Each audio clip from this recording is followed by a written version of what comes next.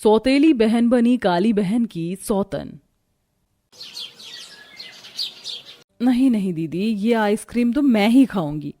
मेरी आइसक्रीम है, तू तो अपनी खा चुकी है, इसे तो अब मैं ही खाऊंगी। अगर तुझे आइसक्रीम चाहिए तो छीन कर दिखा। अभी देखो दीदी, कैसे मैं आपसे ये आइसक्रीम लेती हूँ, आप खुद ही दे देंगी मुझे। तभी गोरी बहन अपनी काली बड़ी बहन के गले और पेट में गुदगुदी करने लगती है, जिससे रजनी बहुत हंसती है और अपने हाथ से आइसक्रीम की कटोरी छोड़ देती है।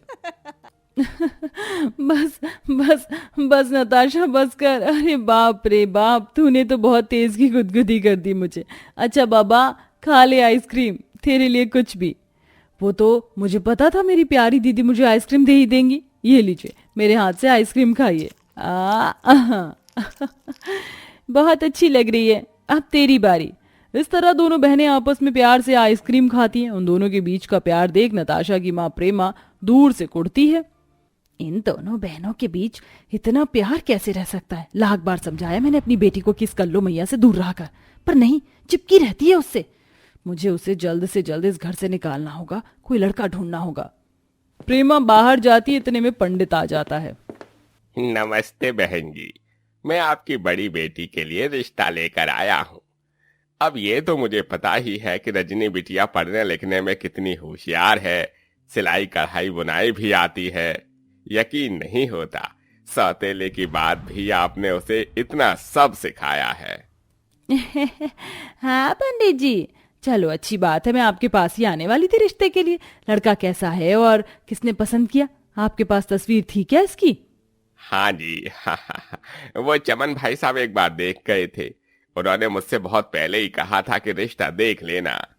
अच्छा, चलो अब ये ब्लैकबेरी मेरे घर से जाएगी। मैंने तो ये सब इसको इसीलिए सिखाया था कि मैं अपने काम करवा लूं। पढ़ाई में इतना रोकने की कोशिश की, फिर भी पढ़ लिख गई और पढ़ाई में 0 अंडा लाती है। हाँ, तो मैं लड़के वालों को 2 दिन में यहाँ ले आऊं? हाँ ले आइए, ये काली मुसीबत जितनी जल्दी यहाँ से जाएगी उतना अच्छा होगा। बहन जी, कुछ कहा आपने? नहीं नहीं, राधे राधे। पंडित चला जाता है, तभी प्रेमा गंदी रसोई को देखती है। हे भगवान, इस लड़की ने अभी तक रसोई को साफ नहीं किया। रजनी, ओ रजनी, रजनी का लूटन इधर आ। जी माँ। बदतमीज, तूने रसोई को इतना गंदा करके क्यों रखा है? तेरे से सफाई नहीं होती? अपनी औकात मत भूल इस घर में। तू मेरी बेटी नहीं, एक नौकरानी है।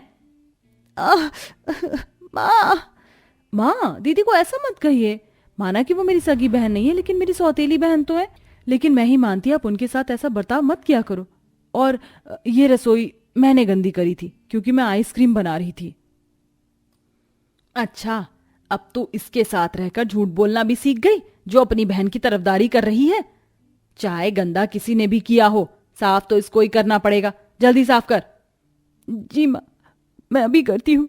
फिर प्रेमा गुस्से में वहां से चली जाती है और नताशा अपनी बहन के साथ रसोई साफ करवाने लगती है। तभी रजनी उसका हाथ पकड़ लेती है। नहीं नताशा, तुम इसे साफ मत करो, माँ ने मुझे बोला है, मैं कर दूंगी, तुम अंदर जाओ। दीदी, माँ की तरफ से मैं आपसे माफी मांगती हूँ, उनकी बातों का बुरा मत मानना। अरे नहीं नहीं, मुझे बुरा नहीं लगता, वो बस ऐसे ही आंसू आ गए हैं। तू कमरे में बैठ, मैं रसोई साफ करती हूँ। ठीक है दीदी। नताशा वहां से चली जाती है और रजनी भीगी रसोई साफ करती है। काश मेरी माँ मुझे बचपन में छोड़कर ना गई होती तो आज मेरे साथ ये सब नहीं होता। और मैं पापा को भी नहीं बता सकती, पापा काम में बिजी रहते। कितने साल तक मैं अकेले ये सब सहती आई हूँ, आगे भी सह लूंगी। बेचारी काली रजनी अपने रंग और अपनी सौतेली माँ की हरकतों से अकेली जूझ रही थी, पर इन सब के बीच उसे अपनी छोटी बहन का बहुत प्यार मिल रहा था। ये प्यार कब तक टिक पाएगा, जानने के लिए कहानी में आगे बढ़ते हैं। 2 दिन बाद रजनी को देखने लक्की और रोहिणी आते हैं। माँ जी, यही है क्या आपकी बेटी? जी है तो मेरी बेटी ही, मैंने इसे सब कुछ सिखाया है। बेटा रजनी, सबको नाश्ता परोसो। जी माँ। रजनी सबको नाश्ता परोसती है। लड़की का रंग थोड़ा सा दबा हुआ है, तो क्या हुआ, हमें लड़की बहुत पसंद है। इसे सब कुछ जो आता है, मुझे अपने बेटे लक्की के लिए ये बहुत पसंद है। जी बिल्कुल, शादी की डेट हम कुछ दिनों में ही निकाल लेंगे।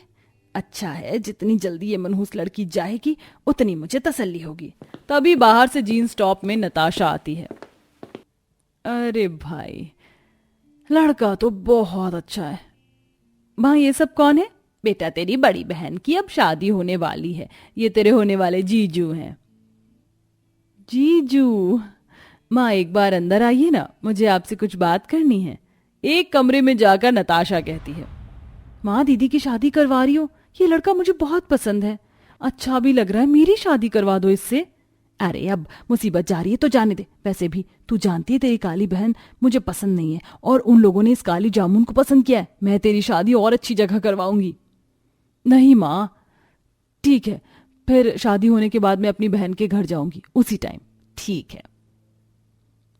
लड़का मुझे इतना पसंद आया था, लेकिन मेरी काली बहन को इन लोगों ने पसंद कर लिया। मैं अपनी बहन को ही खुश नहीं होने दूंगी। थोड़े दिन में लक्की और रजनी की एक दूसरे से धूमधाम से शादी हो जाती है।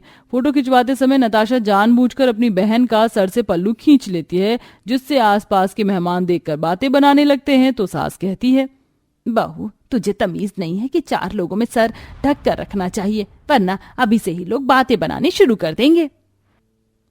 सॉरी माँ जी, गलती से हो गया। तेरी सौतन भी बनूंगी और अपने लक्की को तुझसे छीन भी लूंगी। विदाई के समय प्रेमा रोहिणी से नताशा के साथ घर में जाने की बात करती है। अरे भाई ये भी कोई पूछने की बात है, थोड़े दिन ये रह लेगी अपनी बहन के साथ और ससुराल भी देख लेगी। कोई नहीं, आप भेज दीजिए। सच्ची आंटी, ये मैं तुम्हारे साथ रहने आ रही हूँ तुम्हारे घर में। अच्छा माँ मैं चलती हूँ, आप अपना ख्याल रखना। गृह प्रवेश के बाद नताशा भी उसी घर में अपना बैग लेकर आ जाती है। 2 दिन में अपने ससुराल की सारी जिम्मेदारी वो संभालती है। तभी शाम को जीजू के आते ही नताशा उससे लिपट जाती है। अरे जीजू आप आ गए, कब से मैं आपका वेट कर रही थी। लाइए आपका बैग मुझे दे दीजिए, और ये लीजिए ठंडी ठंडी कोल्ड ड्रिंक पीजिए। आप थक गए होंगे ना? हाँ साली जी, थक तो गया हूँ।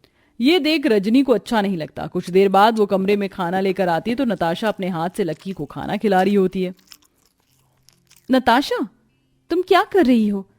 मैं इनके लिए खाना लेकर तो आ रही थी। लगता है मेरी काली बहन मुझे जैसे गोरी सौतन को सौतन वाला काम करते हुए देख परेशानी में है। वो दीदी, मैं अपना खाना लाई थी तो मैं जीजू के साथ ही शेयर करने लगी थी, उनके सामने अकेले थोड़ी ना खाती। क्यों लक्की? जीजू? हाँ रजनी, और तुम भी बैठकर खाना खा लो। सच कहूँ तुम्हारी बहन बहुत कमाल की है, बहुत मजाक करती है। जीजू आप भी ना। ऐसे ही नताशा बार बार लक्की के करीब जाने की कोशिश करती है, और 1-2 बार रजनी भी उसे अपने पति की बाहों में देख लेती है। तो कभी बाइक पर कसकर पकड़ते जाते देख। एक बार खाना बनाते वक्त उसका हाथ जल जाता है, तभी सास आकर उसके हाथ पर बर्फ लगाती है। बहू तेरा ध्यान कहाँ है? देख तेरा हाथ जल गया। तू परेशान है? नहीं माँ जी, मैं बिल्कुल ठीक हूँ, आप बेफिक्र रहें। शाम को लकी का दोस्त विजय आता है। वो नताशा को देख पसंद करने लगता है, और 1-2 बार उसकी मुलाकात नताशा से हो जाती है। तो कभी उसे गिरने से संभाल लेता है। थोड़ी देर बाद ही वो रजनी से कहता है, भाभी मैं आपसे एक बात कहूँ, आप नाराज मत होना।